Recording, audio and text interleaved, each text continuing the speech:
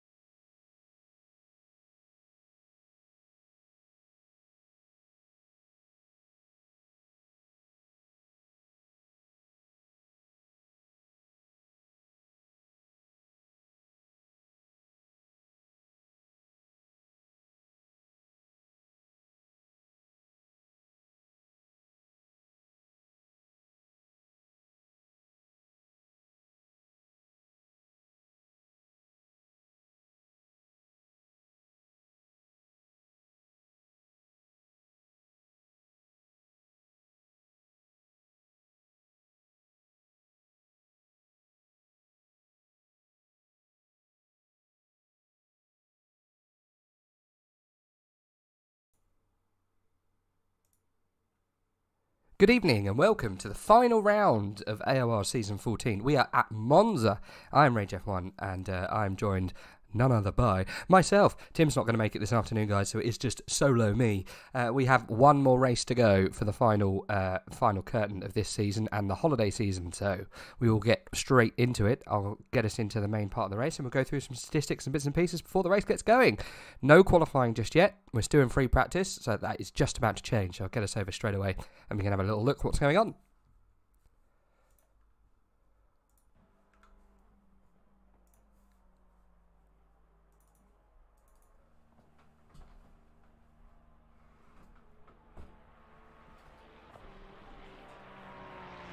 So, as the game skips over to the next session, let's go through some details that you who didn't join us last week may have missed from the lineup. So, we had a fourth crowning from Luke Whitehead.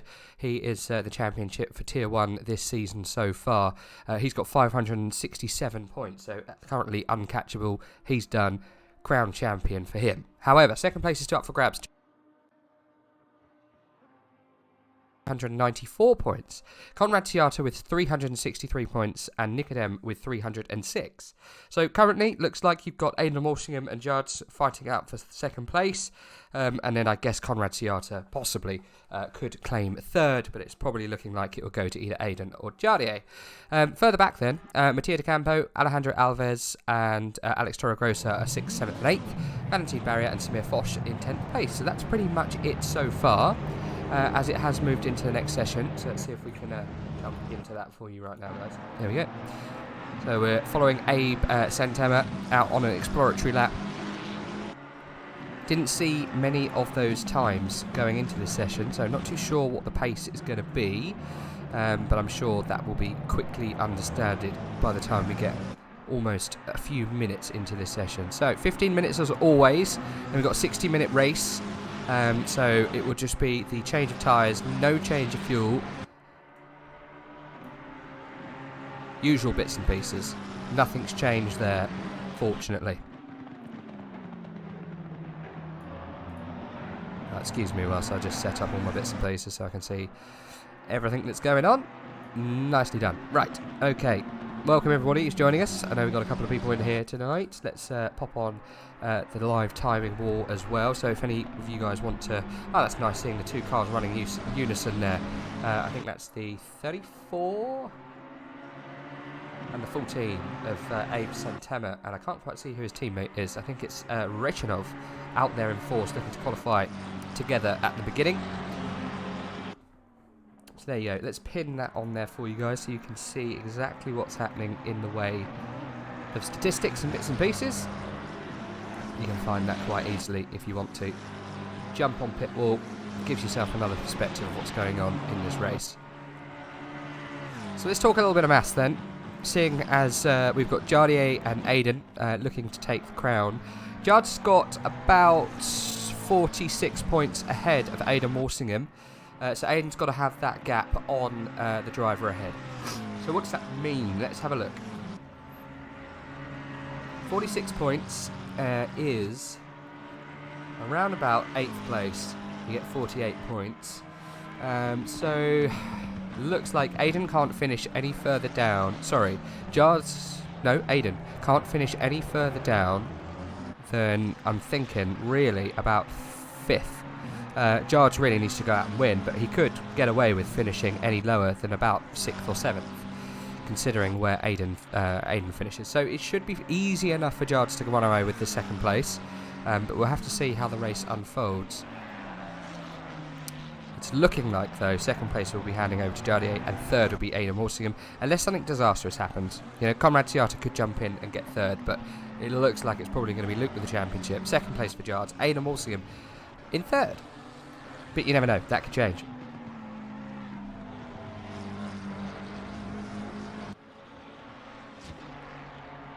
Right, still no times on the board just yet. Stay on board with Abe Santema.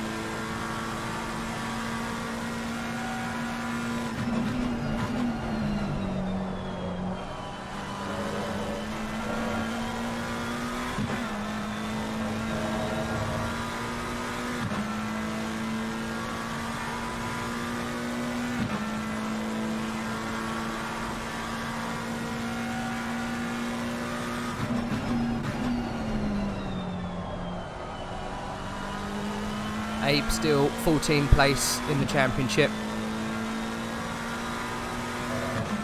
Been a mainstay in the top 10 though. I'll be surprised if this isn't a good opening lap from the young Dutch driver. Instantly dethroned by a lot of drivers.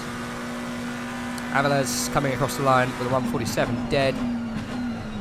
Dvorak also displacing. Gert Fischer is back. After the DQ, the horrific DQ of last time out, but then displaced by Luke Whitehead. No surprises there. Luke's on good form, it seems. Let's see if we can go on board anyone else. Time's coming in with Waterbillen currently. Lovely livery in that Ferrari. The wee sheet, as we like to call him.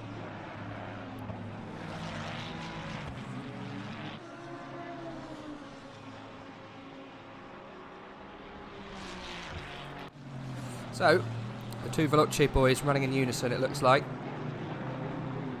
Walsingham with a job to do today. Let's see what it's like, I think. Maybe on board with one of these boys. Tailing the other. It's been the standout team this season by far. Almost no mistakes. Disregarding Misano. Where, unfortunately, the driver ahead had a meeting with the driver we're on board right now. In turns 2. Swiftly followed by DQ. Paid the price. Fortunately, it robbed Luke Whitehead of an almost clean sheet this season. But, I guess that was a tough team talk. who are very, very good together afterwards with track awareness and limits. Never happened again. It's good to see. Brenta Senior, welcome back. Terribly sorry what happened with the boy last week. Where did he finish in the end? Should we have a little look? A bit disastrous, unfortunately, from the from the guys that be. Was it top 10? Let's have a look. It was P8. P8. That was, yeah, a shame. I think really without that issue, he was definitely around Seata, which is P6. So it cost him a place or two. Jards obviously finished as P3. I know he was holding back Jards, but I think Jards may have had the lick on him slightly. Up 14 places last time round. For the Czech driver. Kieran Prendergast up 6. Can't be too disappointed with that. Papa seen it. Good race that was. As always, wish him the best. Schwab, 2009, welcome. Andrex UK. Andrex! Is this the Andrex? I hope it is. Now Andrex, that's going back a little bit into the AOR endurance cupboard. Got a funny feeling he may have done the 9 hours of Laguna Seca himself, a bucket and some refreshments, and that's it. So if it is that Andrex, welcome buddy, welcome to AO1 Tier 1. Unfortunately Tim's not with us this evening. He has a very poorly boy. I'm sure he's listening, maybe, in spirit. We wish him well. Well, we wish his boy well. Can't remember what his boy's called. Jason? I think so, something like that. So if you're listening, Tim, I hope your boy gets better soon. Gordon Ramsay's in after he cooked himself a lovely plate of haddock. Go Noel Hatchie. Where is Noel at the moment? Not a great season, Noel. He is. Actually, he's last. Luke Whitehead then. I think he's called that a day. No more from Luke. Where's Aidan Walsingham? We'll stay with him because we were watching really from behind to see how well Aidan was doing. He's 2/10 up on his time. This will put him on the top spot. Good stuff for him. Luke Whitehead is second place. Abe Santema is in third at the moment with Gert on the top spot. About to be displaced then by Aidan Walsingham. That pushes his teammate down to third. Gert to second and Santema out of that top 3. That was a while ago, yes. You can't beat a solo endurance. Well, neither can your bladder, son. You know, just get checked out after that.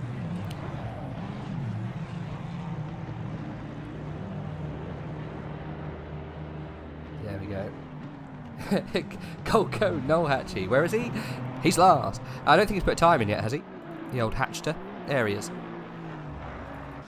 Hatching a plan back there with Noel Edmonds and Fielding. Has he got time in? No, he hasn't. What's he on? Can't quite see. 1:24 as the clock ticks. What's the kind of times around here? 1:46 mids, I think. He's got 40 seconds to get to the line. I think this will probably put him in. Yeah. Let's see. No idea at this stage. What's he running on now? Oh, it's going to be close. 43, 44, 45, 46. High 46s. That's 20th place for the Hatcher.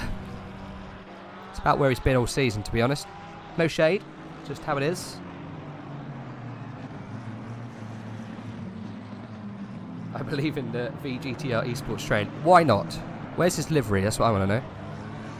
Needs to give that to the toaster. Right. Venchi Rachov in the Row Racing team. Lovely livery this season. You have to excuse my very husky voice this evening. I'm dying of AIDS. It's not quite got better. I was waiting for Tim to relieve me, but he's not here, so if there's any pauses, it's because I'm dying. Like then. I forgot to submit it. Okay, never mind. All good. All good. Let's get some polls going, guys, I reckon. Let's get some polls. I do like a poll. Those who have been here for a while, you know I like a poll. Who's going to win? No, let's be better than that. Who's going to play second place of S14? Will it be Jards? Will it be Aiden? Or will it be someone else? Who else was in the running? I think it might have been Conrad. Can't quite remember, to be honest. Spelled Aiden's name wrong. Whoops. Aiden's still on pole, isn't it? I missed that somewhere. No, he's been on pole for a while.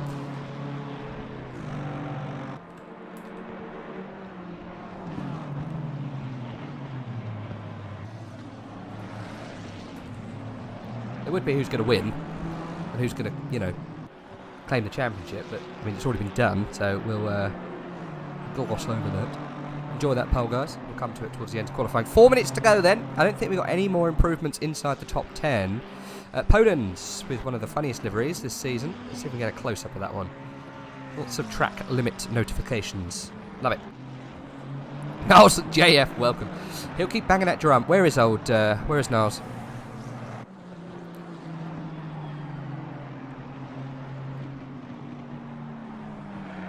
Can't actually see him. Is he here?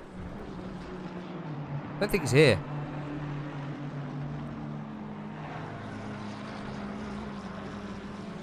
He's not here. I can't see him.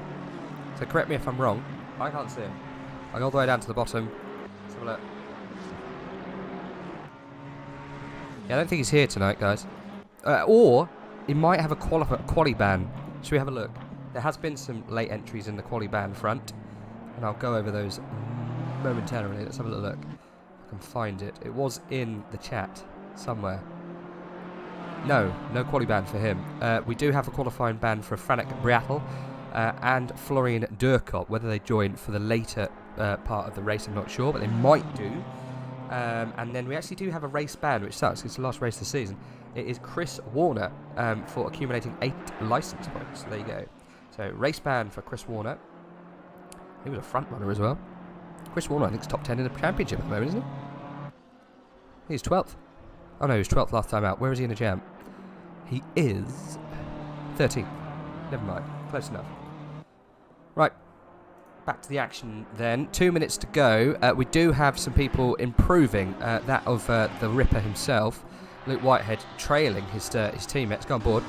I'll let you guys enjoy through the little, what are they called? The Lesmos. But your dream, I know. It was a fever dream. That's all you can put it down to. A fever dream of joy. But it's not going to come to real life. I'm telling you, Noel's the GOAT. Maybe. I don't doubt you. He just hasn't maybe backed it up. Someone who hasn't possibly lived up to all of the expectations I was thinking of is the Cargulu himself in P22 at the moment, the 25 Ferrari. Oh my goodness, that was scary. That's Adam Walsingham calling it a day down the back straight.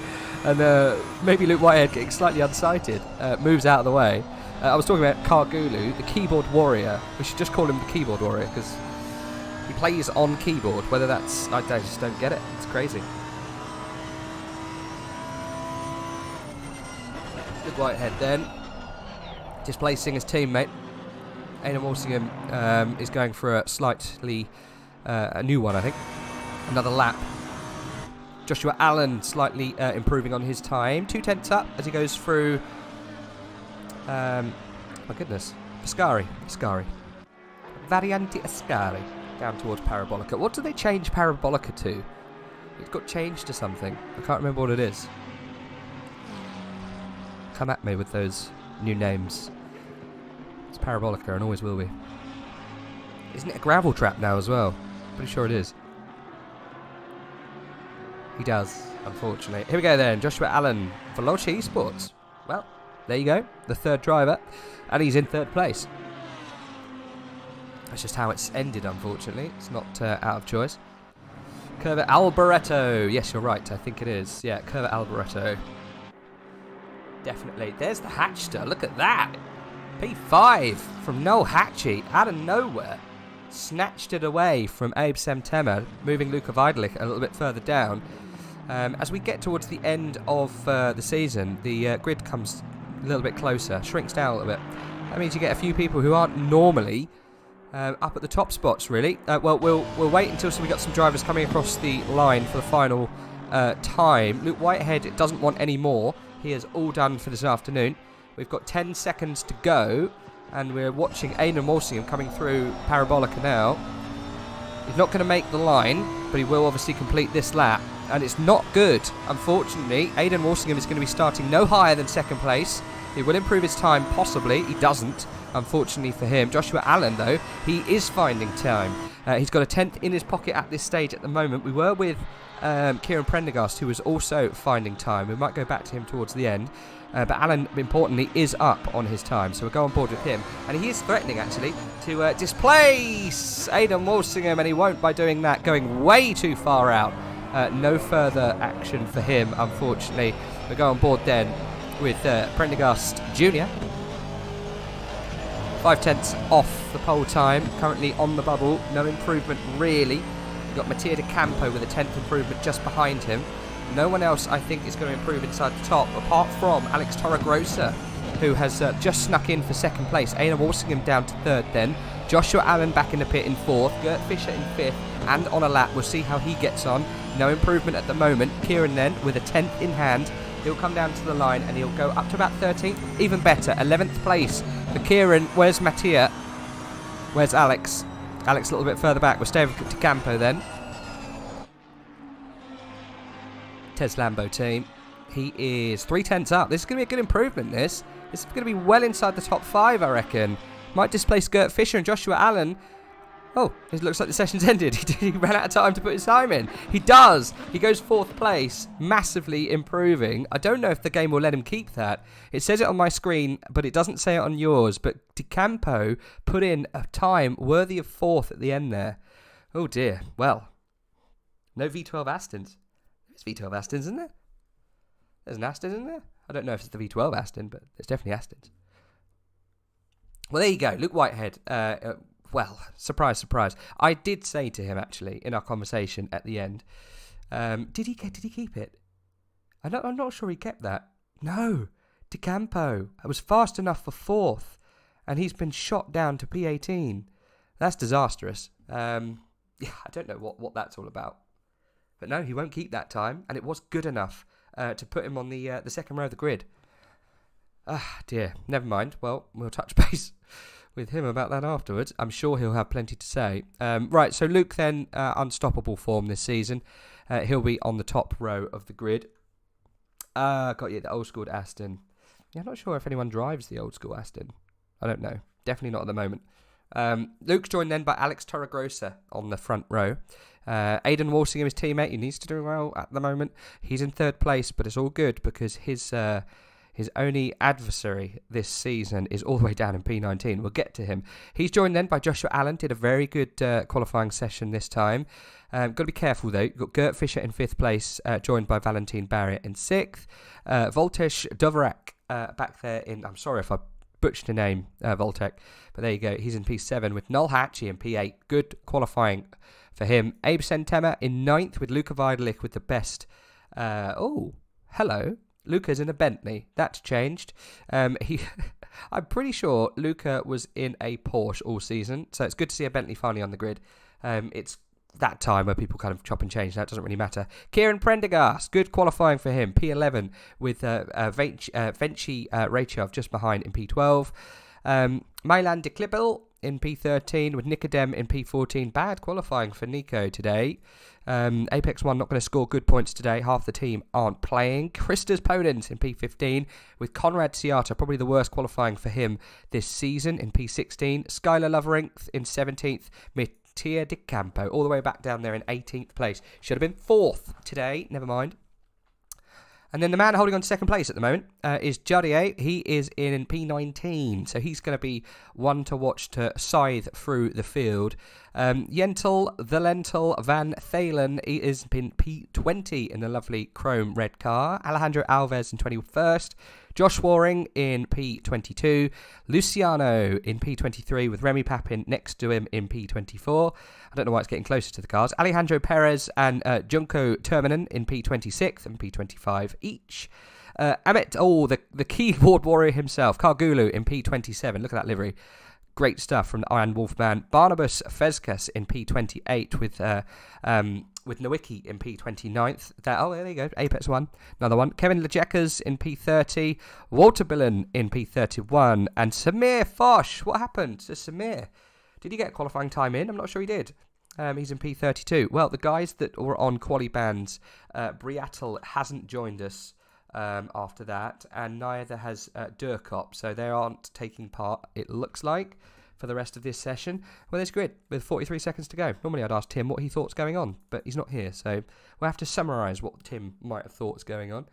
I reckon I reckon, I think it's going to be pretty damn hard for anyone to beat Luke Whitehead. There, I've said it.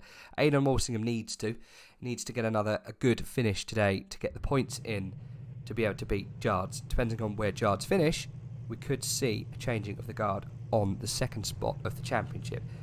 Aidan needs a good finish. Will his teammate give it to him? Probably, because that's the way Luke is. Toro Grosser in second. He could throw a spanner. I don't know about the rest. Gert Fish has always been very good this season. Valentin Barrier has not been able to turn that car on. Not a fault of his own. He's been always up there, but I feel in the race somewhat going backwards. So we'll see how that goes. It's good to see Vidalik and Prendergast so high up in that quali session. So, final race of the season. What's your money on? Should we have a look at the poll? What are we doing? What's the poll saying? Who's going to claim second place in season 14? Aidan with 66%. Do you know what the odds are that Aidan is going to do this? You guys were watching the qualifying and then put your vote in, didn't you? Jards is winning in the championship. It's got to be a disaster for Jards today, and it's starting off as a disaster, for him to lose second place. And only 11% of you thought that Jards is going to come away with the win. Interesting. Conrad got second place votes there, 22%. He starts down in P16. And then Aidan Walsingham, I guess you guys are all clever, right? Third place for him. We're on board at the moment. He got 66% of your vote. Well, there you go. I'm going to take some drugs. Legal, of course.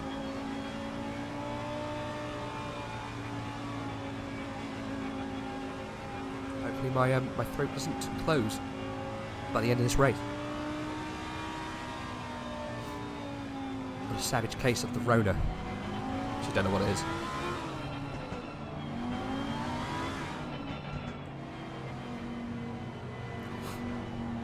That's an interesting poll. Let's.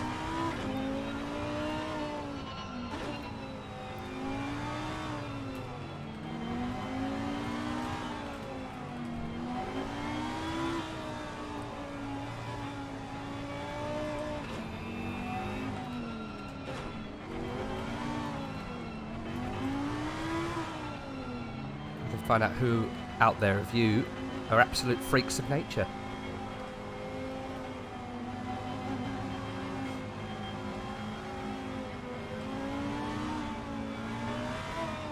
Oh, I spelt it wrong. I was meant to put who has got the Rona.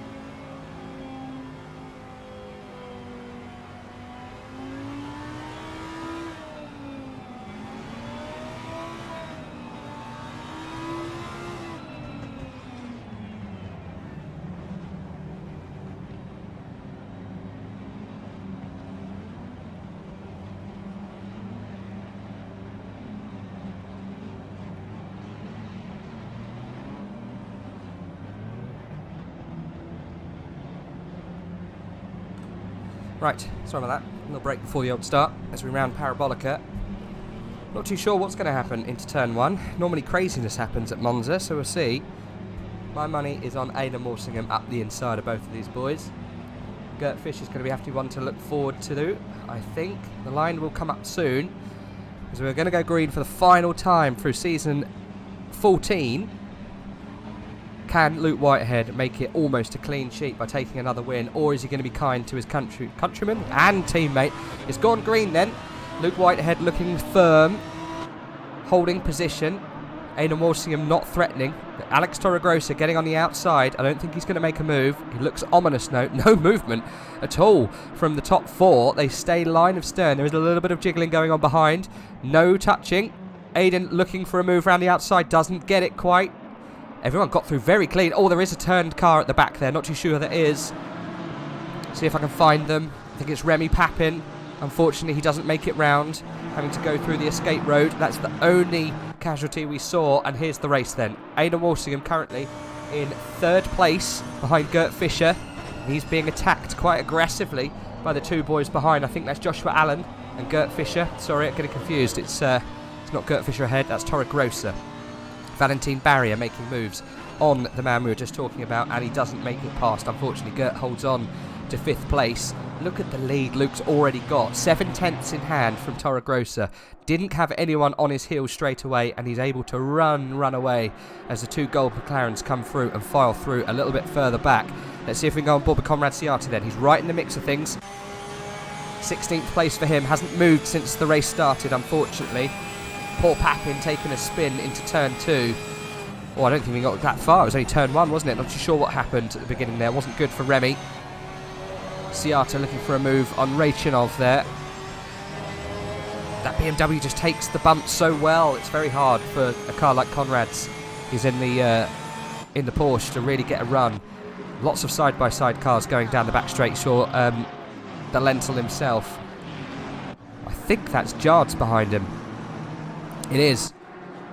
Right, what's going on up ahead then? Still, Luke Whitehead leading away. Torregrossa looking like he's holding back Aidan Walsingham. Gert Fischer going side by side with Joshua Allen. He will claim that spot if it continues. Down towards turn 1, and he does. Good move for Gert then. Up into 4th place. Aidan dropping back 1. Valentin Barrier loosening the pace slightly. And I think that's Hatchie past Weidelich. Or at least he's been able to defend then. So, Aidan Walsingham attacking on the back of Alex Torregrossa. Going into turn 2. 3 or 4? Can't remember. I think it's 3. Curva Grande.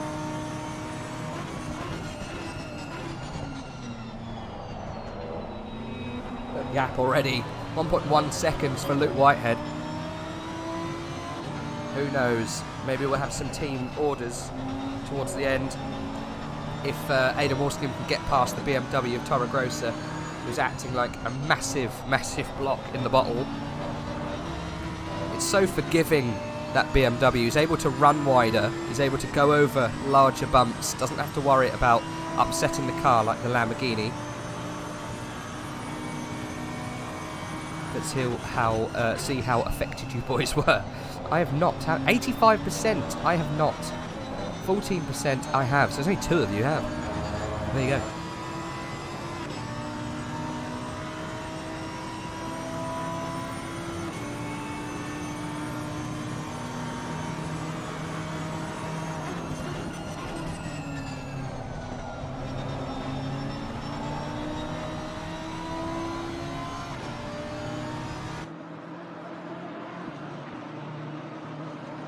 Gert Fischer on the inside. It was, yes, you can see him just behind. He's obviously running a little less wing than Torregrossa because he's very racy, look. Look how quick he is down the straights. He's got a fantastic setup on that BMW. He's boxed in here, though. He's going to have a struggle to get past Torregrossa.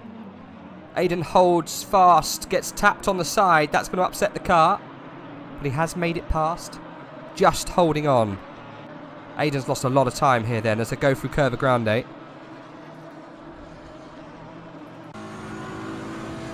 Oh, Aidan trying to push his competitor to the inside because he knows he needs to get a good run.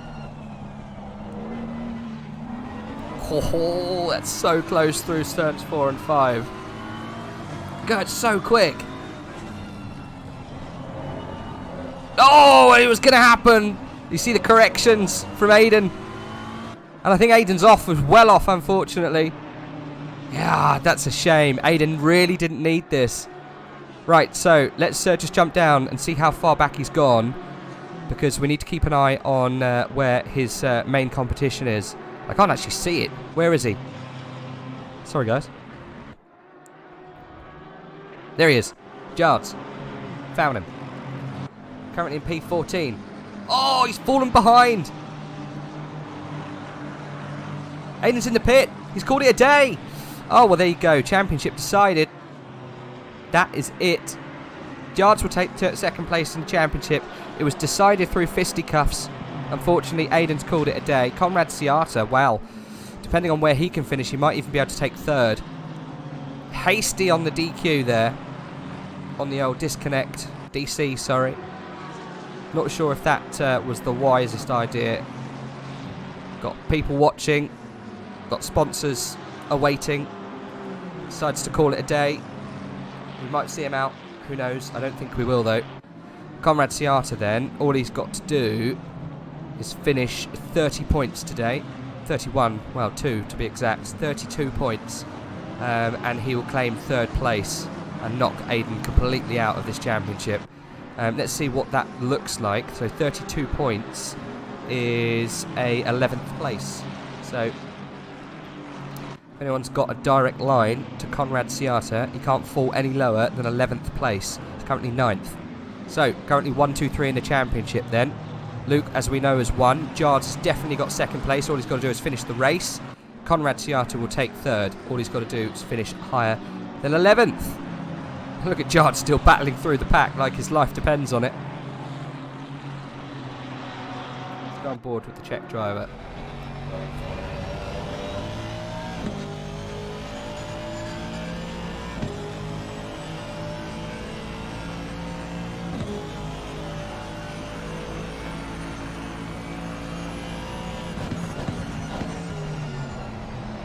It's a shame for Aiden, it really is. I mean, that wouldn't have been, it wouldn't have been much lower than the top 10 if he'd just rejoined. Hey, it's the last race of the season. He knows the championship's wrapped up. It's his decision. But there's still 2 top spots to contend with. Unfortunately, he's now taken himself out of both of them. Very interesting to see how quickly Gert Fischer manages to get up to Toro Grosso, because they're both incredibly quick at the moment.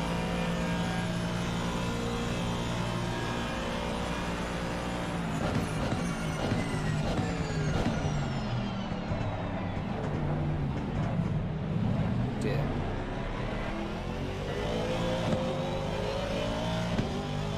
A bit of rub in there from Jards.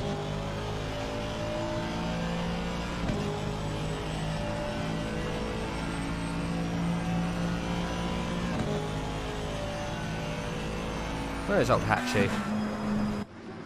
Oh dear, you're right. Did he have a disaster? I know lots of people say what happened to Hatchie. Bless him.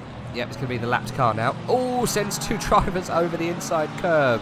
Ascari, or was that 4 and 5? It was 4 and 5. Oh, bless him. That's not the nicest place to be, that. Back in P30 and in the main pack. Well, there you go. Lou Whitehead still in the lead, managing to extend that lead to 2.5 seconds. Toro Grosso has managed to hold on that little threat from Aiden quite well. Gert Fischer in third then. This is to be interesting race. How well and how quick Gert can get up to the back of Toro Grosso, if indeed that was genuine pace, or it was Aiden suffering. He may have called it early because of an incident, whether it was a mechanical, whether it was something in the setup wasn't quite right, because he was visibly slower than the cars around. That means Barry is in 4th, Alan is in 5th, Luca Weidlich in 6th. Good to see Luca up that far in a Bentley, of all cars. No one's ridden the Bentley this season, and never even give it a go. Abe Santema in 7th, Podens in 8th, inside the top 10, very nicely done. With Conrad Siata in 9th, doing all he needs to do. The Lentil himself, Jensel van Thalen in 10th. De Campo just closely behind. Maybe stay with these guys for a sec. Looks like it's a nice little battle going on. We need a success ballast instead of a bop. I mean, hey. Oh no. Okay. So we were quick to point the finger. Apparently Aiden's wheel died because of the contact. Whether it died altogether, who knows? Welcome, Morph. Good to see you in the chat. And we do need a success ballot. It would be great if we did. What, I think it's touring cars, isn't it, that has the ballast for success. Maybe it's what we need to do. Maybe that's the new way of managing these beasts.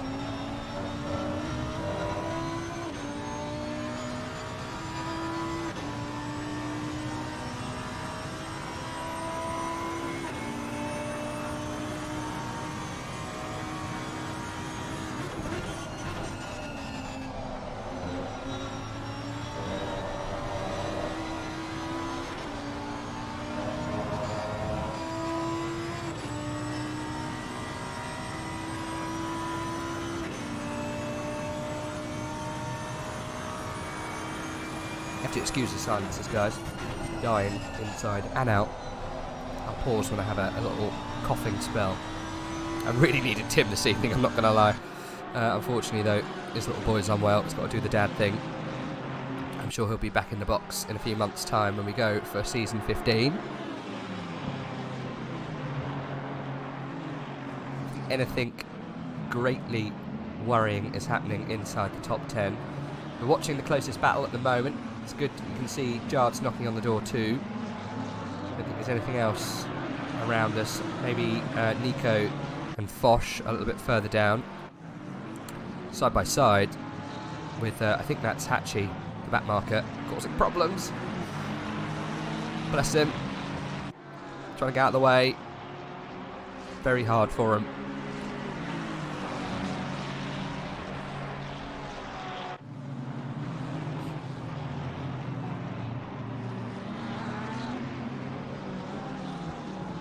Any idea when the endurance season will be? Well, there's a question. Thanks, Morph. No worries. All good. That's the man who you want to ask. ACC coordinator. I have no idea. I could get a crystal ball out and take a guess. I'm going to go January the 28th. I have no idea. No clue. From P20 to P10 already. What's that? The Lentil. Jentel Van Thalen. The Lentil is battling hard at the moment. Soon TM. Okay. We're going with that meme, are we? I know Jentel's got a lot of time in the chat. A lot of time. Always great support for the Lentil. I hope he doesn't mind us calling him the Lentil. I'm sure he doesn't. We used to have a lot of Niles. I think it was Niles. Or was it Nils? I think it might have been Nils. We used to have a lot of Nils. Kevin Nils. There's another Nils. BMW Nils. I think at one point we had 3 Nils in AOR Tier 1. And we had to differentiate the Nils with what car they were driving. Sometimes they might join with a different car in another season, and we'd have to then change them over to a different Nils. Tended to be BMW Nils, McLaren Nils, and Ferrari Nils. Was it Niles? Can't remember. There was lots of them. It was tough at some point. The only way we could differentiate between them. I'm pretty sure it was Nils. Anyway, great times. No Nils this season. We do have Kevin Niles though, not taking part this afternoon, unfortunately. To JF's dismay, we don't have Kevin Niles in the fantastic Castrol liveried Aston Martin. Mattia De Campo, tears to elation, and then back to tears again, I assume, because he's outside the top 10. Qualified P4, game ended the qualifying session before he could come across the line, and actually qualified at P18. Changed my screen to P4, but everyone else is to P18, so he actually, he didn't, so never mind. Jentel Van Thalen is cooking. Is he? Morphy said, I don't think the planning has started already yet. Okay. No planning.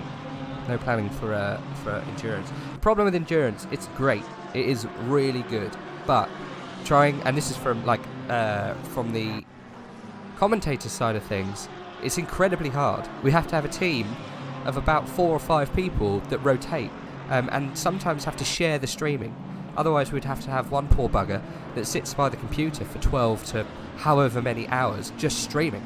And they would have to control what that stream sees. There's no automated system for that. So you have to have someone doing that for the whole time. And it used to be whoever was talking about it, i.e. me, Tim, Architeuthis, Jensen. I know we had Chris, Romeo. We also had John Watts, who used to chip in and give their bits and pieces. Funniest nickname was Life Story.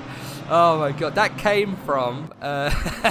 yes, it was quite funny. Not sure you like that one though.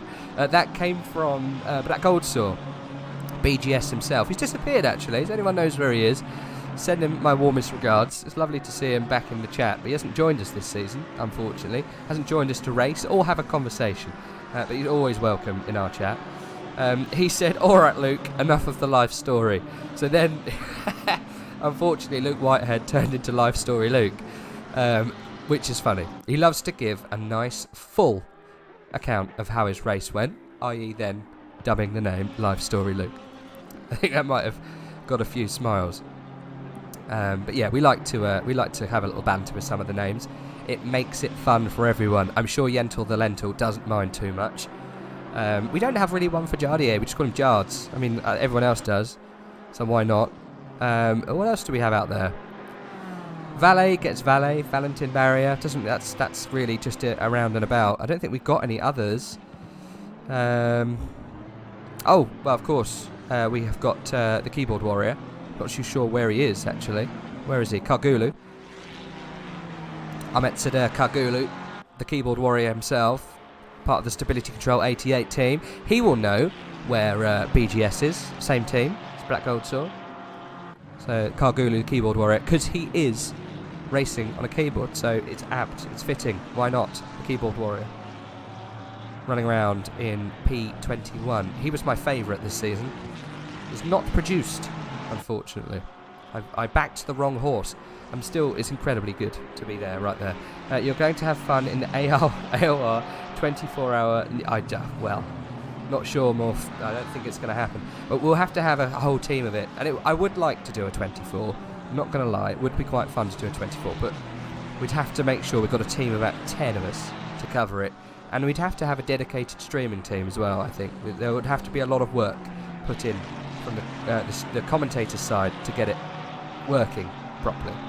Many meetings, many scribblings, but I'm sure we could get something going. Right, well, let's see what's happening around and about this race then. We digress. Last race of the season, we're allowed to. Jards in 13th place.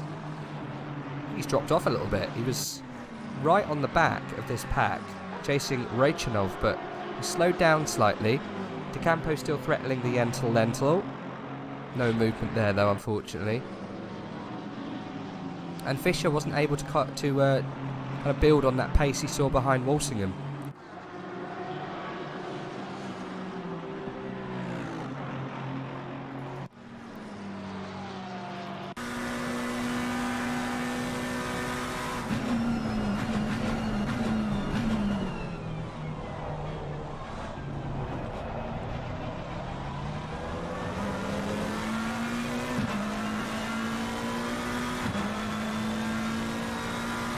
Interesting seeing Luca running around in a Bentley.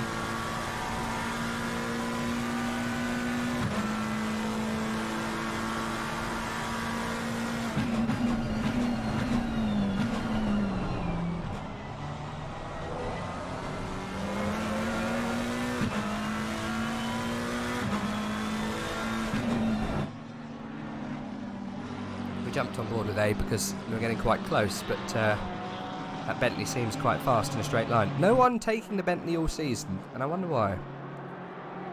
Fallen out of favour of recent. Podens gets acclimatised with the grass. Mattia De Campo still way behind the Lentil. Can't quite see him actually in this picture. There they are, right at the very back. almost 4 seconds for Luke Whitehead in the lead. 40 minutes to go then. Toro Grossa in second, Gert Fischer third, Valentin Barrier in fourth. Best position he's been all season, to be fair. Luca Vidalik, oh, I missed Joshua Allen, he's in 5th place. Luca in 6th, Abe in 7th. We're on board with him now as he fights for P6. With Podin, Ciata and Van Thalen that little bit further behind.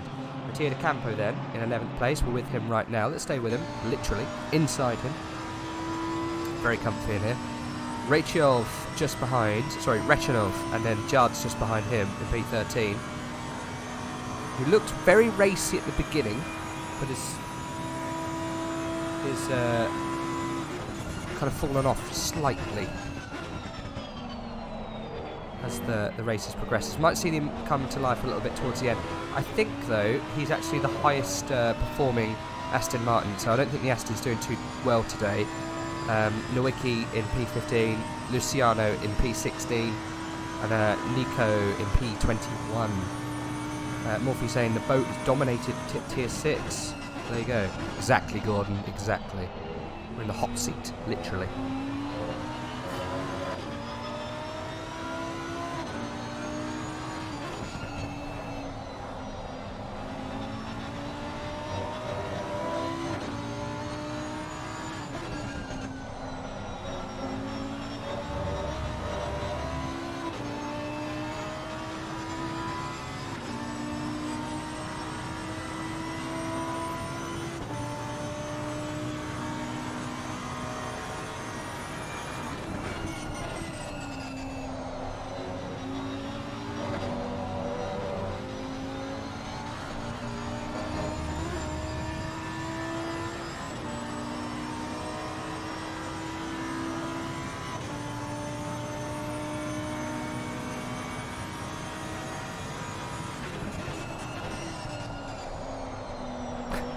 Have to ask for consent these days.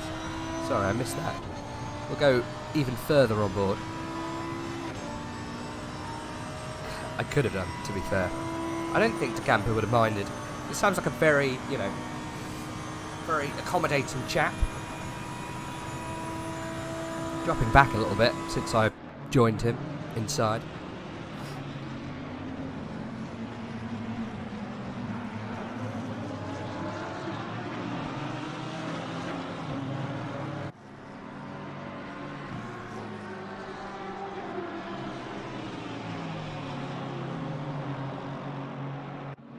Right, apologies.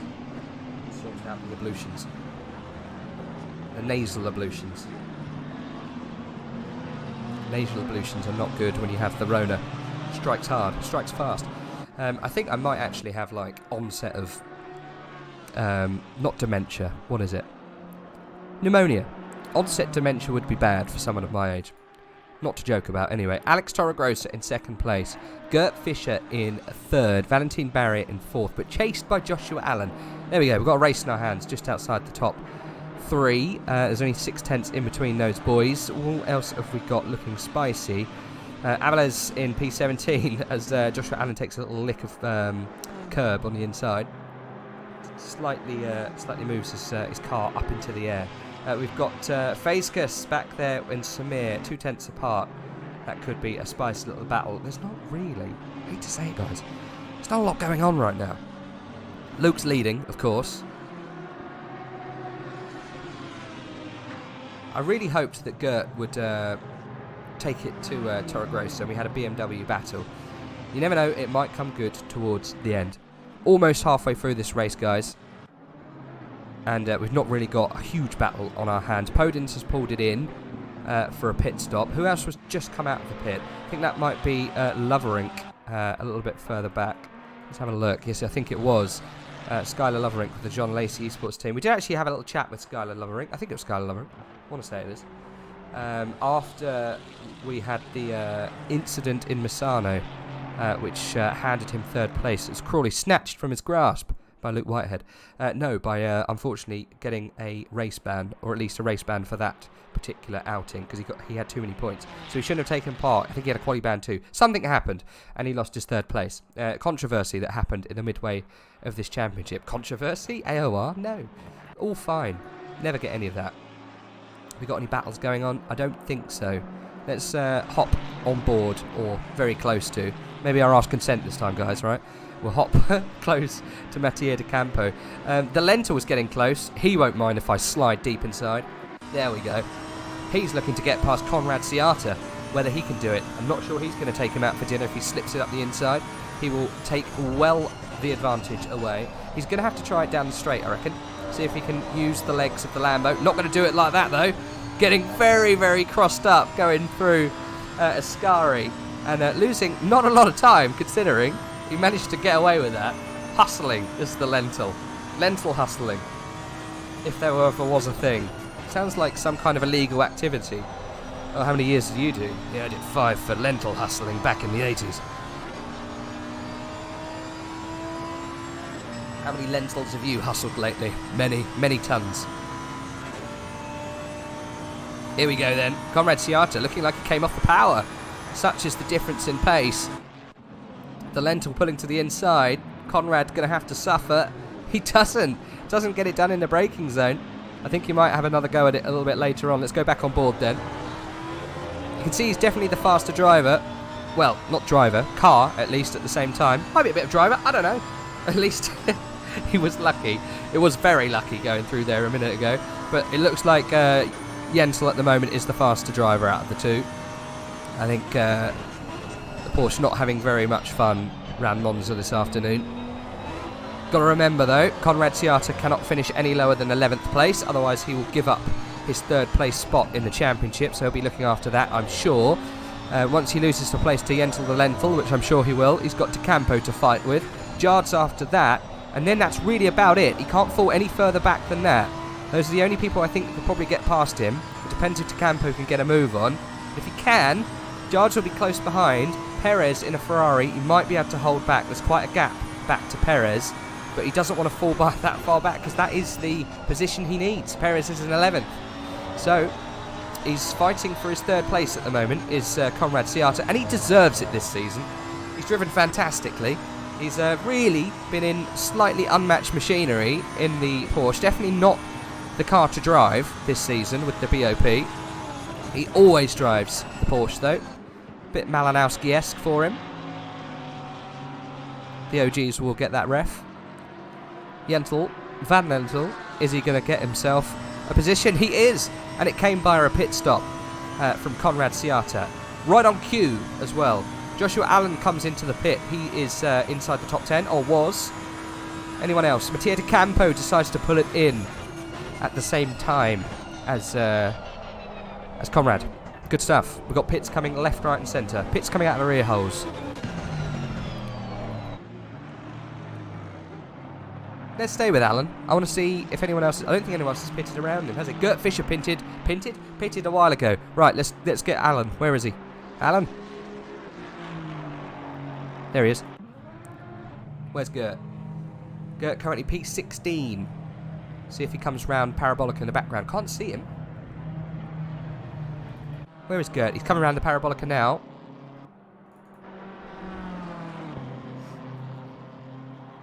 Interesting. Is he able to keep position? I don't think he is. I think he's going to get him. There goes Gert Fischer. Joshua Allen peeling away. He'll have cold tyres too. Conrad just came out of the pit at the same time. I don't think you guys would have been able to make that out. It's a little bit too far back, unfortunately.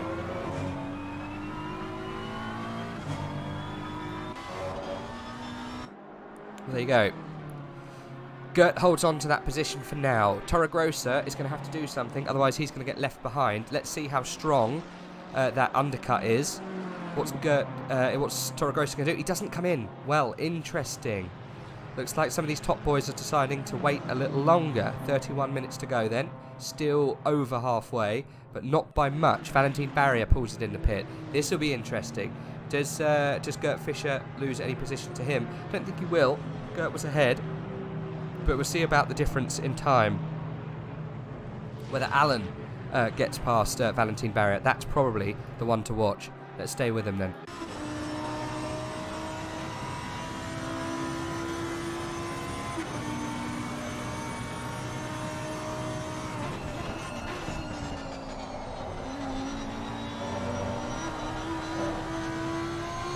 Maybe Podens had a bit of a mare. Where is Podens? How far behind? Can't even see him. There he is. Just coming through Ascari. Real loss of time. I thought Allen was ahead of Podens. Maybe Podens pitted before. I don't know. Yeah, so Podens pitted before, but he was behind. So maybe gained, maybe lost. I didn't see the gap, so I can't really comment. This is the interesting one, though. How well is Joshua Allen going to do with his undercut on Valle? We'll have to see where Valle is. Should be coming out now. Now, there he is. It's going to go down to the line. Joshua Allen on the outside then. Easily smoked going into turn 1. Interesting.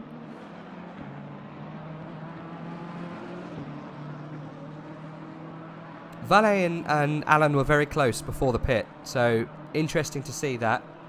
Yeah, good pit stop strategy from Allen. So really, at the moment, it's obviously we've got Luke in the lead. Toro Grosso we think is roughly second, but it's going to be close with Gert Fischer. Third possibly could be Allen here. I'm not sure. It's going to be very, very close indeed. Now we're going to find out because the top boys have come in. Toro Grosso has come in. Weidelich has come in. Van Thalen has come in. Jards has stayed out. Perez also stayed out. So has Alvarez. Fezka still hasn't pitted. Right. Well, we'll stay with Gert Fischer. This is interesting. So he was about 1.5 seconds, nearly 2 seconds behind Toro Grosso at the pit stop phase. Toro Grosso has done, I think, 2 laps more on that set of tyres than the 78 BMW. Whether he can jump him in this undercut then, Gert Fischer is going to find out. Will Joshua Allen be a threat? Who knows? Toro Grosso has decided to pit. Luca Weidelich in the pit too. I mean, I think they're coming out saying they're done. Right, let's see. Toro Grosso's been released. He's still in the pit lane, but he's been released. It's going to be close. I think he might hold on to this. Where is he? Should be coming out now if he wants to. He's not going to hold on to it. There he is. He's leaving the pit, and it's going to be sail on past for Gert Fischer. Where's Allen? This is going to be even closer for him. Is he going to make it into the braking zone? I think he might hold on to Joshua Allen. Good stuff. Joshua Allen isn't able to get as far up as I would like him to be able to threaten for that higher position. So Luke's still leading. And then at the moment, it will be Toro Grosso. Sorry, it will be Gert Fischer, then Toro Grosso, then Joshua Allen after that pit stop phase. Interesting. Right, well, this is where the battle's going to really heat up. How quickly can Toro Grosso turn up those tyres and get his position back? Lost it in the pit stop phase. Annoying, but he's done it.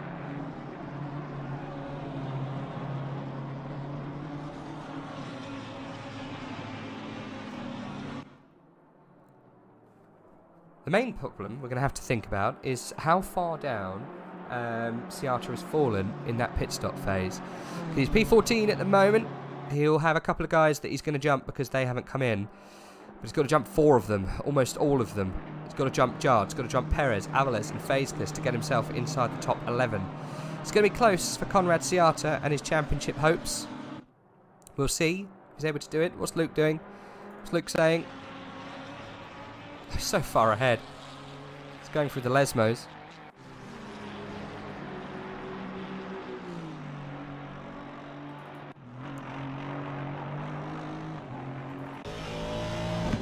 That's how far behind Jards is. He's now only entering the Lesmos.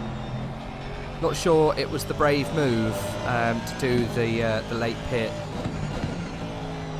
And the times are now tumbling down. Gert held it, then Toro Grosso, then Allen. All flashed before us as they came across the line. Joshua Allen holding on to that fastest spot. I'm sure when the likes of Luke Whitehead and Jards get their pits done, they will then start lighting the screens up. Come on then. Let's see if Luke Whitehead pulls it in. He should do. He's probably going, chat, should we come in now? We should do one more. He must come in. He's quite far actually over to the right hand side. He should be coming in here. And he is. Good stuff. Good stint. 25 minutes to go. Luke Whitehead pulls the car in from the lead. You'll see Jards coming through Parabolica. He must do the same here, unless he wants to take a bit of glory, lead a lap. Nope. Jards is in. Okay. Right. There comes Alvarez behind, I think, as well. Yep, it was. Fezkas is going to have to do the same too in a second, or he's going to risk going wrong at some point. Gert Fischer then, still ahead? He is, yes. Gert still ahead of Toro Grosso. Pulling away actually by the looks of things, going fast. What was his last lap? 147, 145. Toro Grosso was a 148.2.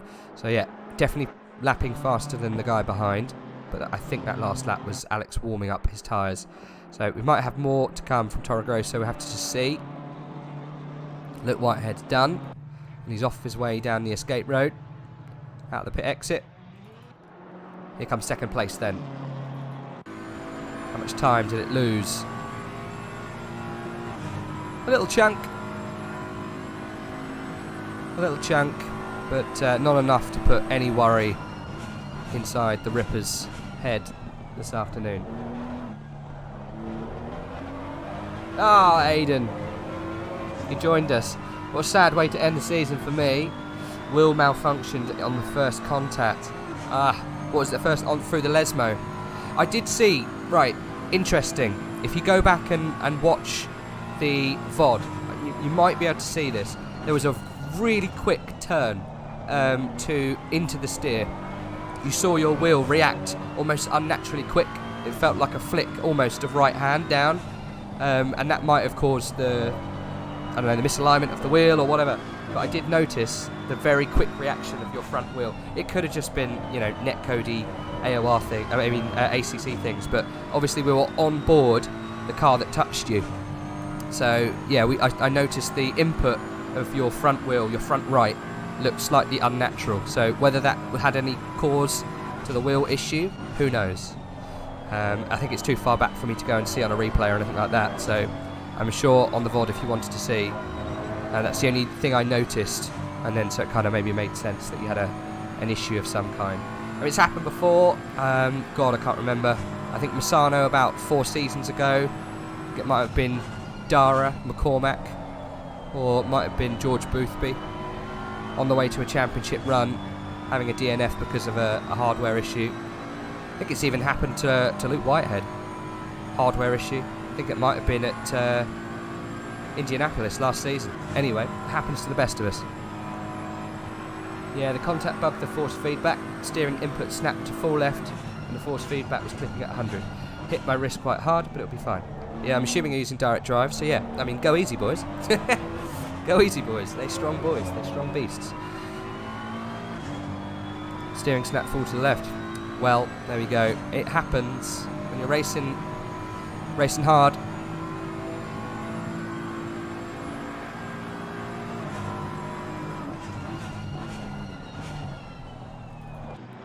Right, let's have a little look then. Perez, I think, is just leaving the pit, isn't he? He's leaving the pit? No, he's left the pit. It's the timing screen sorting itself out. He's falling down the grid behind everyone because he's only just come out of the pit, so it's just sorting itself out. Jar's supposed to be ahead. Right, now we'll find out where Conrad is. He's P9, so he's all good for now. The pit wasn't as disastrous as we thought it was going to be. He's still in P9, so that's good for him. Got to be higher up than Mattia Di Campo in P11. Otherwise, his chance of third place in the championship is over.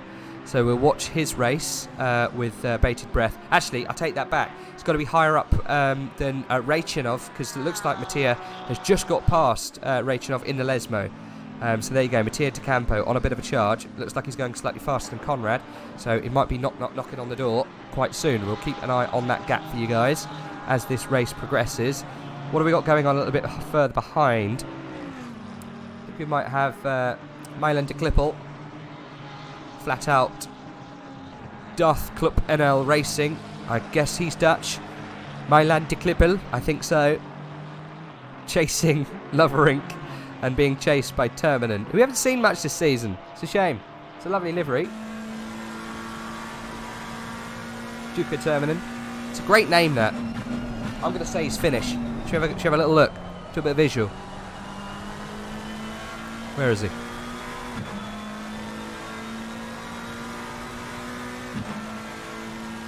Can't actually find him.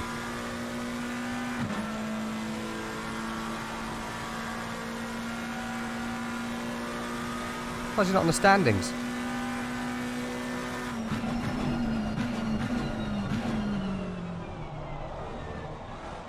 Christ. There he is. Found him. He was higher up than I thought he was going to be, and he is indeed Finnish. Who'd have thunk it, eh? With a name like Juko Terminen.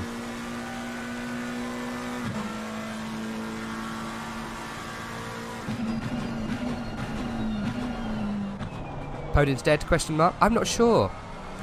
He could have been. Yes, he is. Podins is dead. Should we go through some casualties? Because we might as well. We're on board at the moment with the Klippel. Podins is a casualty. Kieran Prendergast has been in the pit for far too long. Remy Papin is also a casualty. The Kargulu! I'm not too sure if he's meant to be there. The keyboard warrior. No, he's gone too. And Noel Hatchie called it a day as well. So a lot of casualties today. 6 to be exact. Final place is 24th place. That's Kevin Lejekas. I actually can't click on him either. I think he's gone too. So Samir Foch. That's 8 then that are not taking part. The last car then is Voltek Doverak. Unfortunately, he is the last man. Last man standing. Walter Billen, Noe Shate is in P23 with Barnabas close behind actually. I mean, he's close behind Barnabas, I should say. We might have to have a look at Fazekas and that race that comes up later on. Lovely livery from the Regularly Racing team. Good to see. Right, let's see what's happening then with Mattia De Campo, because he's needs to get on a move if he wants to get onto the back of Conrad Siata, but it looks like he's really being chased by Rachinov, and this is all fantastic for Jards, who's in P12 and trying to get past him. It looks like Luciano is trying to get past Alejandro Perez as well, a little bit further back. I like that this race is starting to get tasty again. We had a little bit of a lull earlier. Sorry, chat. I'll come back. What are we looking at? Podin's dead? Yes. Morph saying he put me off by an R12. Moderate penalty for car number 6. Remy Papin trying to overtake on the grass at turn 1, causing his own spin. Hindering 2 other cars. Lap 1 penalty added. Unfortunate for Papin. He's not here anywhere. So, yeah, unfortunate for Papin, but never mind. Love it that Morphy's given us these updates. Thank you so much for helping me. Normally I'd rely on Tim to help me. He's not here this evening. So you can see that on your screens. The number 23 car, sorry, the 183 car in 23rd place. Walter Billen, he's got himself a 5-second time penalty. Minor penalty for car 25, that's Kargulu, he's not here anymore, so never mind. He hit car number 888. He's, yeah, so that's all good. And then a moderate penalty for Kevin Lejekas for being too late and braking too late, sorry, and hitting car 25. Unfortunately, the man who caused that penalty has also left. So no real penalty there, and car 25 was Kargulu, and he probably left because of that. Got some more. Kargulu, who's left for not leaving car 81 room in Ascari, lap 2. So Kargulu's gone to that slight infringement. Well, he's gone anyway. Didn't cause the infringement. It is all said and done, unfortunately. Not going to see any comeback for that. Well, Alex Torregrosa is starting to turn up the wick now. His fastest lap there was a 1:46.8. It was about 0.3 faster than Gert Fischer's best. So we are seeing a slight turn of pace from Torregrosa. So we might see something else from him later on. A significant penalty for 997, which is Nicodem, for hitting car 10 at turn 4, resulting in further contact with 3 other cars. Well, there you go. Nicodem, though, I think he's gone as well. Don't think I've seen Nico for a little while. Where is Nico? Nicodem is in P21, so he'll have a penalty coming his way, I'm sure. And breathe. Thanks, Morphy. Appreciate it. I had to rattle through those as well, just as you did. Fortunately, as I've said a few times, no Tim this afternoon. We wish him and his son well. I know his little boy's not very well. It's never a good time of year for those coughs and colds and illnesses, as you can tell. Dying myself, and I'm still here. Right, back to Rachinov then. Rachinov. Can he get past Mattia De Campo for stealing that position a few laps prior? Jards just behind, but hasn't looked racy behind. Conrad Siata going wide at the exit there of the Parabolica curve. That's going to be costly for Conrad. He's going to lose a chunk of time going down the back straight. And we might see Mattia De Campo close the gap slightly. Whereabouts is he? He is reeling him in, look. Oh, tasty stuff for Conrad. He's got to be careful. His 3rd place championship spot is in this fight right here. I've just double checked. P11, I think, is what he needs. I will just go back and double check. Let's have a look. P11 will net you 35 points. If he finishes in P12, it's not enough to beat Aidan Walsingham. He has to finish P11. So I was right. Got to keep an eye on that. That'd be disaster for Konrad Siata. And it's Jards that holds the key to that disaster. If Jards can get past Konrad, then he will knock him out of the championship 1-2-3. What a fantastic finish that will be for Siata. It's been a really good season for him, and I really hope he can hold on to where he is at the moment. He's got some very fast cars behind him. Mattia De Campo had the car for 4th place in qualifying. So yeah, speedy boys around. The Yentl, the Lentil there, has got himself lots of time though. Managed to get himself a lovely little gap. Torregrossa then, gap to Gert, 1.3, still staying roughly where it is. Alejandro Perez is getting close to Luciano with it in the, I can't remember what it's called. Brabham, in the Brabham car. Love that name, Luciano. It's a good evil villain's name, isn't it?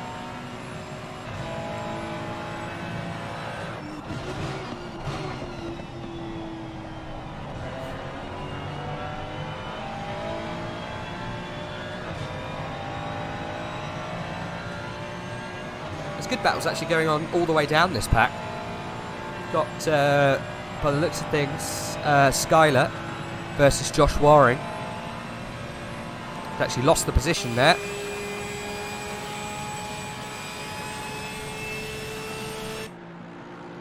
Trading places. Oh, and a little bump draft.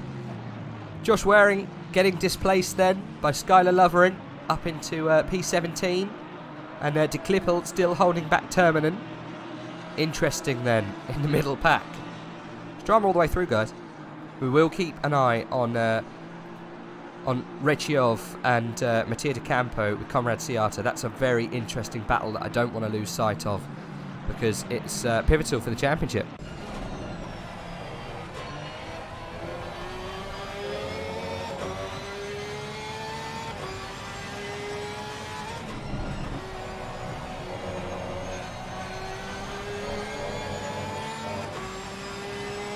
No, it's Skyler Lovering of the Jean Alesi esports team.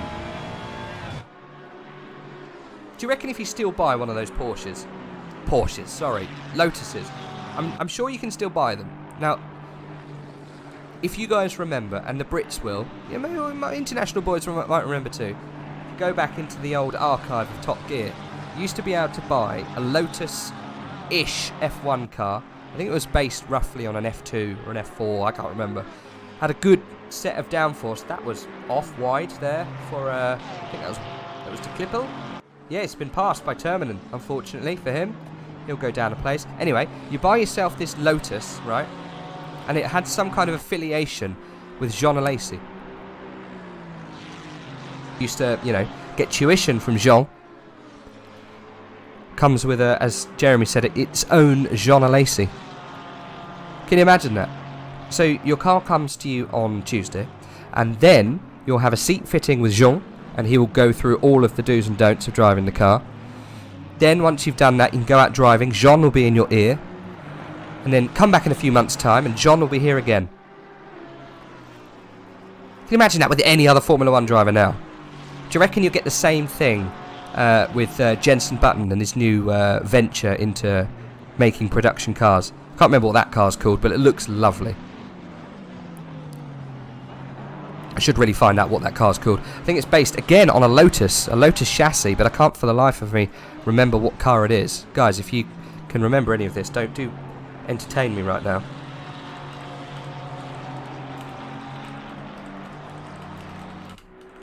Can't remember who's it with. He's doing it with someone, but I can't remember. That's it. It's the Lotus. Is it Lotus?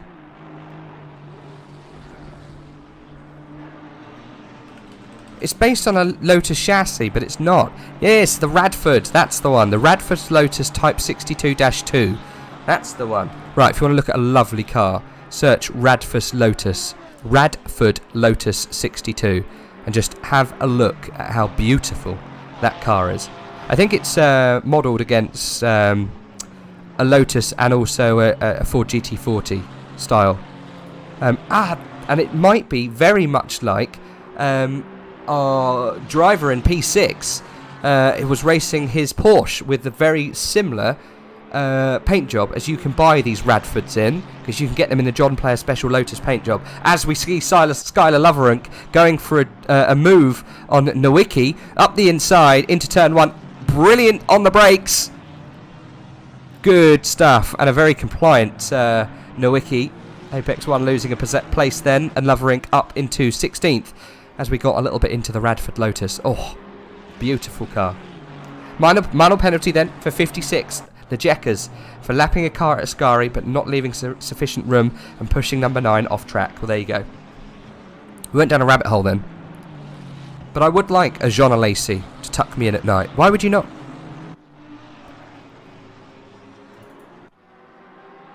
In all of that Jean Alesi-ing, we've missed a change of the guard. Mattia de Campos got past Conrad Ciata for P10. And it looks like, oh my goodness, Jards has managed to make his way past Rachiev for that position there. Should we go back 1 minute? I think we should. I'm going to hop it back. There we go. So there's the position change. And it looks like it came out of turn 1. And yeah, good stuff. We've got a change for that position. I think it's 9th place. Conrad Ciata down into 10th. And then what happened with Jards? So see if it will stay with it the whole time. Jards dives up the inside into turns 4 and 5 and takes the position away from Rechenov. Fantastic driving. This is not the first time we've seen that opportunistic dive up the inside for Jards, and safely, I might add. Good stuff. Fisher's being caught by Torregrossa. Well, there we go. It's an even better battle that we can watch. I will jump on over to that in a minute when we get the screen back from my little foray up the grid for a little bit of a change around for these boys. Let's see then. It should click back over momentarily. We get a minute's worth of this, guys.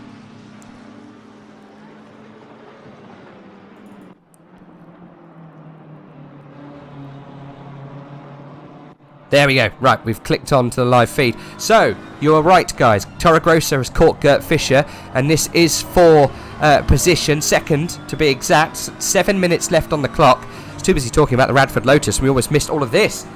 Luke Whitehead winning by a mile. Gert Fischer in second place and looking to hold on to that place. Looks like Yentel the Lentil has actually gone up to Abe Sentema and gone, hey, I think I fancy 8th place. Sorry, 7th. It'll be mine, please. He's 2 tenths behind. Could see a change there soon. But what we need to look at is 12th place. Conrad Ciata can't fall much further back than where he is right now. Let's jump on board very briefly with Jards. There we go. We'll just see what's happening as we come through Ascari. Oh, bumpy ride. Nothing's going to happen there. Torregrossa then. BMW versus BMW. Slipstream down the back straight at Monza. Goes to the inside, darts to the outside. Nice stuff from Torregrossa. Fischer covering off. There's contact down into turn 1. Gert Fischer sends Torregrossa off fishing for debris. Oh, he joins the track. It's an unsafe rejoin, and they both crash. Gert Fischer taking the wall at pace. Oh, he's almost joining again. Josh Allen shits himself going into turn 3, and he's going to have an absolute penalty the size of Mount Everest for that. That's some of the worst rejoining I've seen in AOR. Blimey, Gert Fischer loses the position, unfortunately, to Joshua Allen, who's lucked that out of nowhere. And excuse my language, guys, that was ridiculous.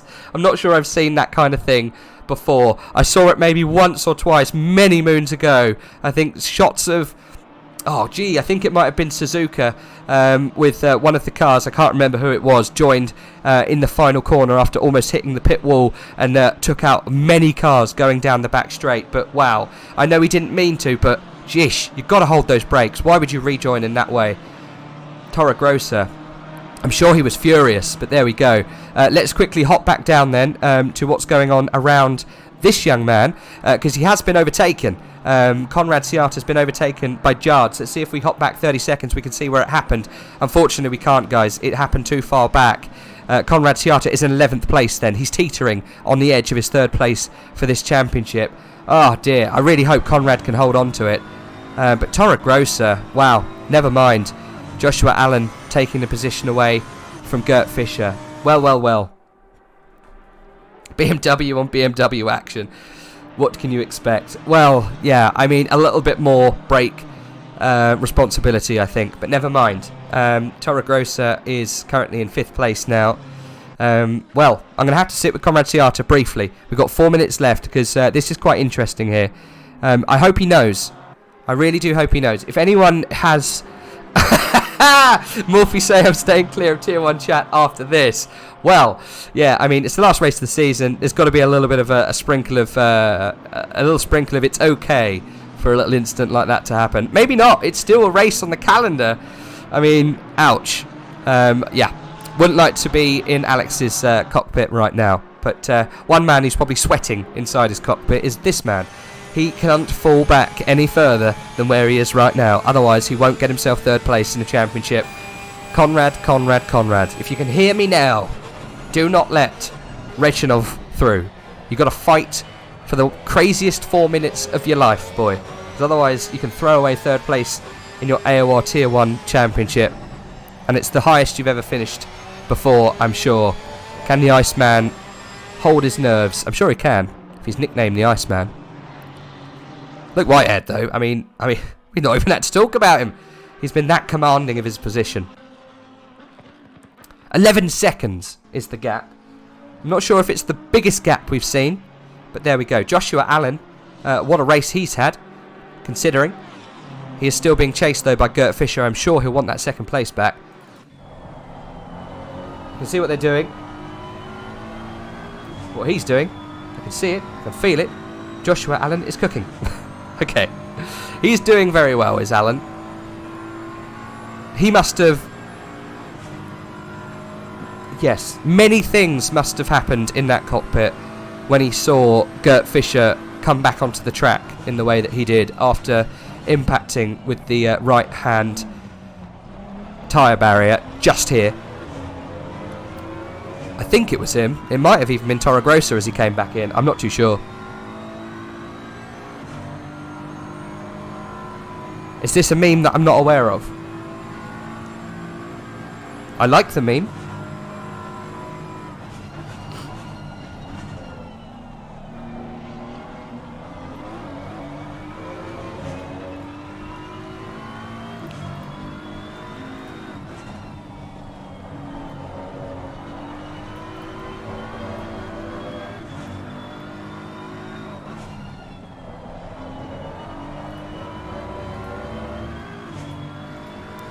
Oh, don't.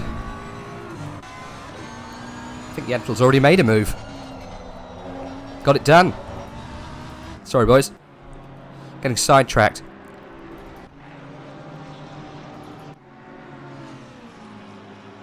Well, it looks like Conrad Ciata is on the better side of things. It looks like he's holding on to his place. He's got himself about a minute in hand, really, from those around him. Jards has done well today. I think it was 19 or so, or 18, all the way up into P9.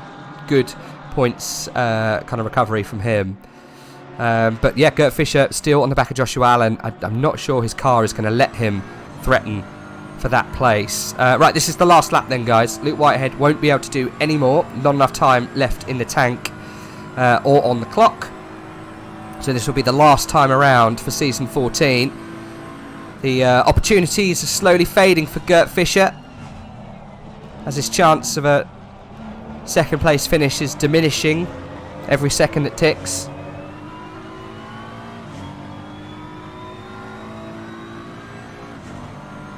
I'm not sure what Gert will get, to be fair. We'll have to see. I mean, I'm pretty sure Gert was in the incident with Aidan Walsingham at the beginning, and he didn't get himself a penalty for that. So, I don't know. I can't remember. Who knows? Aston got a +5 bop on Monza, did they? They're not very good this afternoon. Jard's only P9. The next Aston Martin was Luciano in P13. Yeah, it's really not the one for Aston today. Gert's so close. You can sniff second place. Be cursing Toro Rosso. Cursing him. Conrad still holding on to 11th place, which is fantastic to see. Right, well, we're going to have to do it, guys. to go and congratulate the Ripper, the panel beater, the life story man himself, for what has been an outstanding season. A season almost to base his most fantastic seasons upon. I can't really say many more adjectives to describe how brilliant this season has been for this young man. Champion already, one race towards the end. And it is going side by side between Joshua Allen and Gert Fischer into the final corner. Gert trying desperately to get past, and he's not able to do it, unfortunately. Valet comes across the line in 4th place, with Toro Grosso beaten in P5. P6 will be Luca, and what a fantastic finish that is. The Lentil with the highest place finish for the season in 7th, with Abe behind in 8th. Jards will hold on to 9th. Mattia and Konrad Siata, 3rd place in the championship for him. Congratulations. Rachanov in 12th, Luciano in 13th, Alejandro Perez. Have we got any others that are very close? Let's see if we can find them. Oh, we got to run out of fuel. Who stays? That Perez. Oh, that's disastrous. He's run out of fuel on the final lap. Some poor person, please push him across the line. I think, oh no, what a disaster from Alejandro. I think he might get across. Let's see. Oh no, if anyone can get to him, please just slow down and get him across the line. But I think he will roll across. No, come on, you can do it, Alejandro, and he does. He finishes the race in P22nd. Oh my god! And here comes Samir Foch. Voltec going to come across the line at some point, because I think he's only going through the Ascari corners. He'll come across the line in 23rd, with Josh Waring, I think, the only other person who managed to finish with a drive-through. So there you go. That is season 14. Luke Whitehead claiming almost every race this season.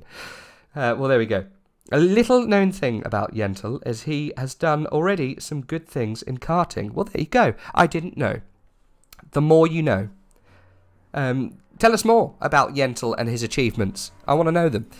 Luke winning with superiority today. Joshua Allen in 2nd place, and Gert Fischer in 3rd. I'm sure he'll have a few things to say about what happened earlier. Look, all we can do at this stage is have a chat with the top 3, and the top 3 are the 3 that's presented to us. Whether that stays towards the end because of penalties and misdemeanors and blah, I have no idea. So we will just look at it as Joshua Allen 2nd and Gert Fischer in 3rd. If Gert gets a penalty for later on, I don't know. He might do. I don't think he will. I think that'll be 3rd place for him. But all we can do is give them a chat in the positions they finished in. Well done, everyone. We got there in the end, and I got there with just one person in the comms box. But you guys helped. I appreciate it. Thank you very much for sticking around. If you do want to have a chat with the top 3 drivers, do stick around a little bit longer, because we do have a chat with those guys, and it is a pleasure. And we get to hear Luke's life story, so why not? There's, win-wins here. Win-wins. I'll invite them in for a little chat. I'm sure they will come a-running round the mountain. I hope they do. I think, as well, Konrad Siata managed to keep his 3rd place in the championship alive at the end there, and that is worth its weight in gold. I'm very happy about that.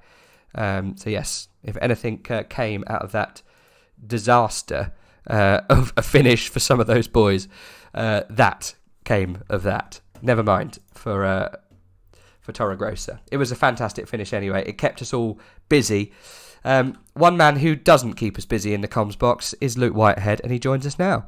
Luke, I mean, it was almost a given. I'm not going to lie. It was fantastic. 12 seconds, I think it was at the end.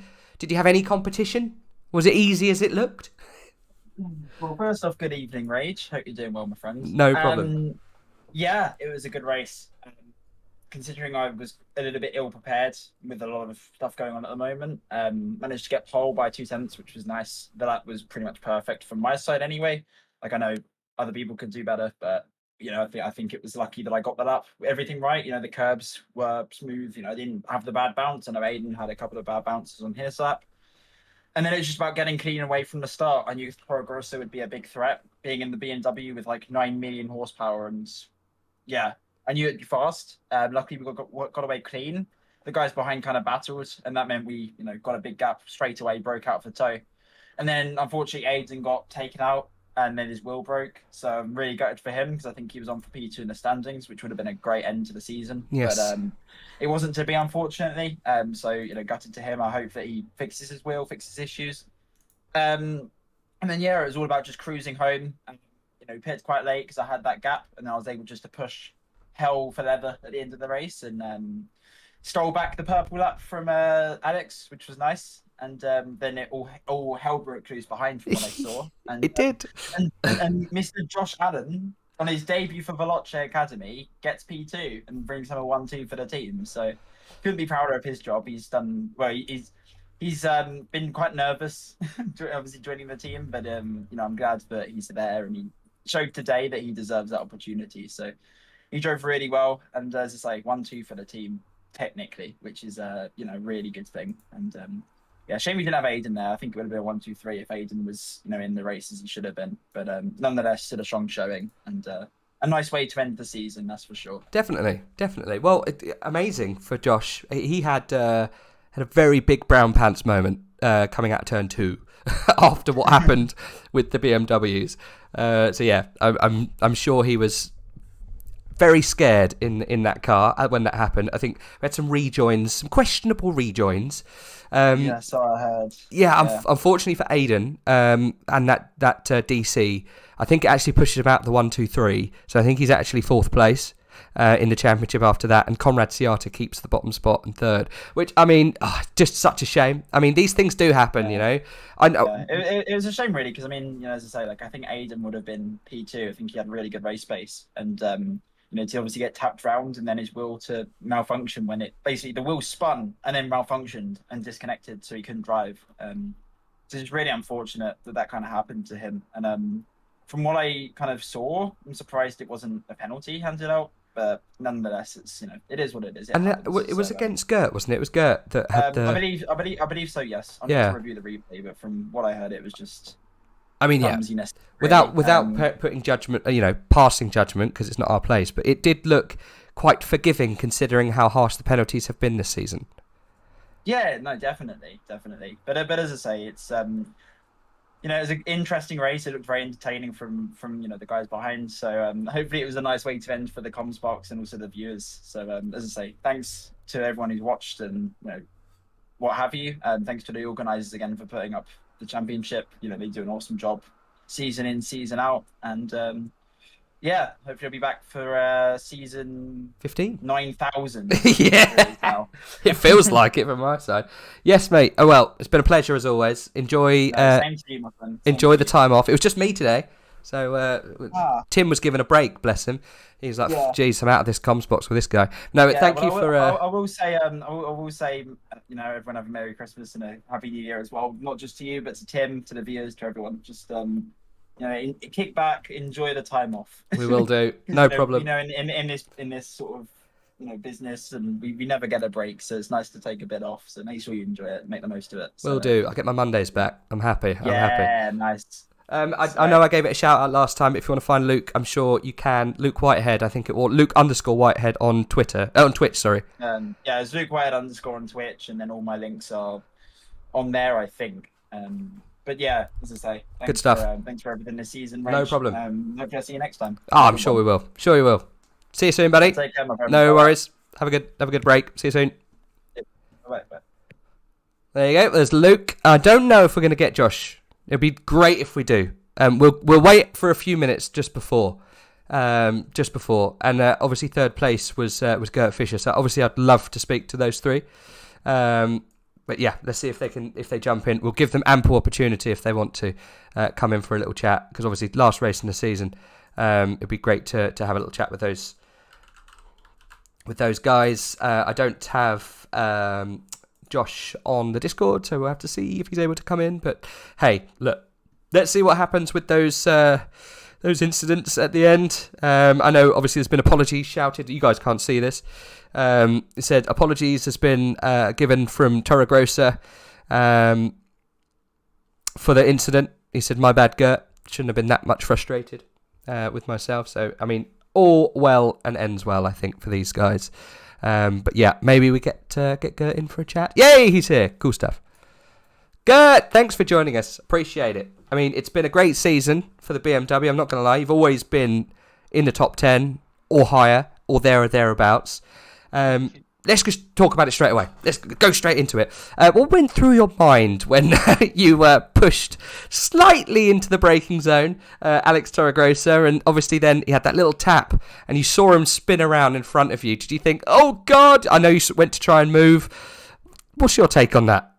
I mean, he already said sorry. I mean, I squeezed him a little bit, and but he went a bit right on the last moment, I think, from what I saw. But it's like probably maybe a bit my fault, but he saved it, and then I don't know. He said in chat already he was so mad that I just pinned the car and completely did a not very good rejoin and got me 20 seconds damage and lost me P2. But it's okay. I mean, I killed Aiden early in the race, and somehow I haven't gotten a penalty. I'll see it coming later, I guess, but we'll take the podium. Yeah, I mean, it's whereabouts are you in the championship at the moment? Because did you miss a few races? I'm not sure. Yeah. We've been here the whole time. Could not start. So 3 could not starts, if I'm mistaken. Highest up apart from that was P15. So I mean, still, it's fantastic finishing position. Is it your first podium? Because I think we must have spoken before. What, in AOR? Yes. No, not my first podium in AOR, no. It's not. Okay, good. I mean, it's been this season. My luck has not been on my. I missed 2 races on the start because I was moving into the city. So, and then I didn't want to drive Solder because it sucks. But it's all fine. Yeah, I mean, yeah.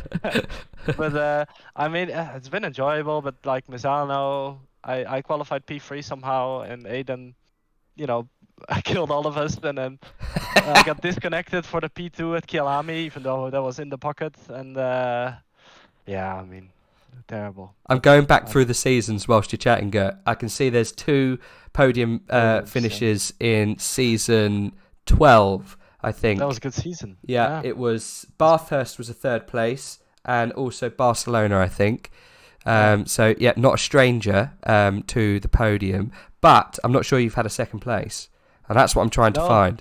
So that's maybe why you're that little bit more disappointed. 2 in a row. 2 in a row lost. Never mind. Yeah. Never mind. I mean, that's fine.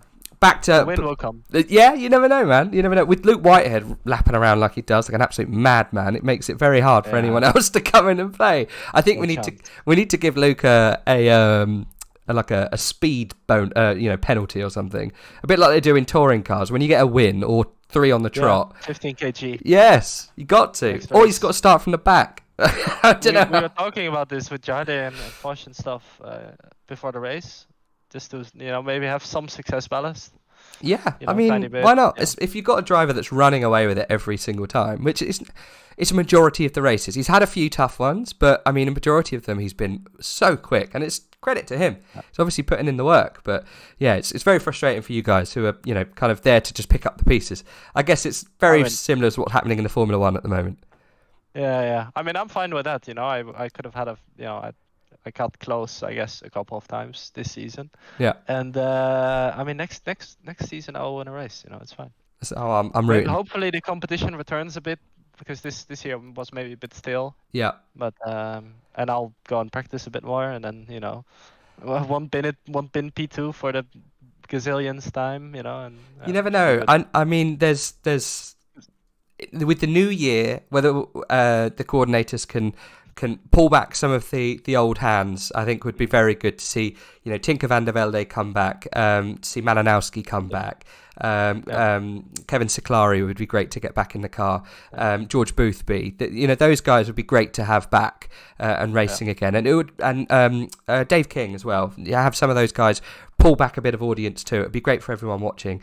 And come and support the drivers that they love. And it makes it easier for you guys to have a little bit more of a level playing field. And hey, if it's Luke winning every time, put 15 kilograms on his ballast. I think, agree. Yeah, why not? Can you imagine if he signs up? He can only sign up, but he has to have the Jaguar. So that's all you can have. You must have the Jag. Yeah, never mind. And a slightly better calendar maybe. Yeah, I know Kylo just put that in chat. I agree with that one. Orcs. Yeah. Yeah. There's brilliant new tracks that they've just released. Let's really play them. I mean, we did play them last season, so that's probably why we didn't do so many this season. But anyway. New tracks? Yeah, newish tracks. They had some newish tracks, didn't they? Whatever it was. Lifetime. We'll be in there. If we're going on a 2-month break now, or whatever it is with AOR, it's I don't keep track of time, but maybe North will be there. You never know. I'm not too sure when that's coming. I heard about it, but I'm not too sure. March, maybe. Okay, well they might delay it for that. It normally the season starts around that kind of time. End of March, beginning of April. So if it's roughly going to come out at that time, then they'll probably wait. So let's see. We'll do our best. But anyway, appreciate the chat. It's been a while. It's been like 3 seasons, so welcome back. And thank you. Congrats on the 3rd place. Could have been 2nd today. You never know. Could have got rid of some of those gremlins. Yeah. I mean, I'm sure I might still get a penalty for doing a few things this race. It's the last race of the season. 3 seasons, no penalty points. But yeah, last race of the season, Monza, you just gotta send it. I mean, you got to. There was some absolute sends going on. Jards sent it up the inside of someone and managed not to crash, which was great into turn 4. That was a really good little good overtake. I'm sure he'll be talking about that with his chat. But anyway, thank you very much for jumping in. Appreciate it. Thanks for this year. Thanks for all of the highs and lows in that BMW. It was probably the only car that's kept this season alive that could rival that Lamborghini. So thanks for joining. Yeah, and great commentating. Oh, thank you. Appreciate it. You're being too nice. Anyway, we'll see you soon, Kurt. I'm sure you'll join us next year. Yes, bye. No problem. Speak soon. Well, there you go, guys. I appreciate everyone sticking around. I know there's only a few of you in here now, but that's absolutely fine. What a season. Luke Whitehead. What can I say? GG to everyone who took part. Thank you very much for all the coordinators for keeping it all running smoothly. It's always the best way when we run with the stewarding, nice in time. I know we had a few ups and downs this season, but I mean, come on, it's community driven. That's the best thing about it. The winners get SimSoks and the losers don't. I mean, it's fantastic. You can find me on Twitter. I don't really use the Twitch. You can use me on X, whatever it's called. I'm sure you can find me on RageF1. I'm sure you can find Tim as well. It's in the description just below, down there. If you guys want to take part and join, make sure you do. Sign up for a season. Doesn't matter if you're taking part in Tier 10 or Tier 3. It's all fun. If you are in Tier 10, you get to watch this stream, and then on Tuesdays you get to race and pretend to be the Luke Whiteheads and the Gert Fishers. Why not? Give it a go. If you haven't signed up already, sign up. And I know we don't really shout about them for the whole time, but let's just shout about the sponsors. We talked about SimSok as well. Driver61, if you want some tuition, you want some help, go on their website. They've got a fantastic website. It's very informative with lots of stuff around sim racing. They've got a great YouTube too. If you fancy getting something comfortable to use whilst you're sim racing, jump on SimSok, order some, get a large. I promise the small are for tiny people. Get a large. Anything over a size 8 you want, that's UK 8, you want a large. Appreciate it. They're great socks. I've got a few pairs. I use them every time I sim race. Even if you're using a load cell, even if you're not, it's fine. It doesn't matter. They are great. Even if you want to walk around the house and not slip over, they're also very, very good. Whew, we got there. We got to the end. Guys, it's been a pleasure. Thank you, Tim. I know you're not here, but thanks for all of your help in the comments box. And we will see you next year for season 15. Auf Wiedersehen.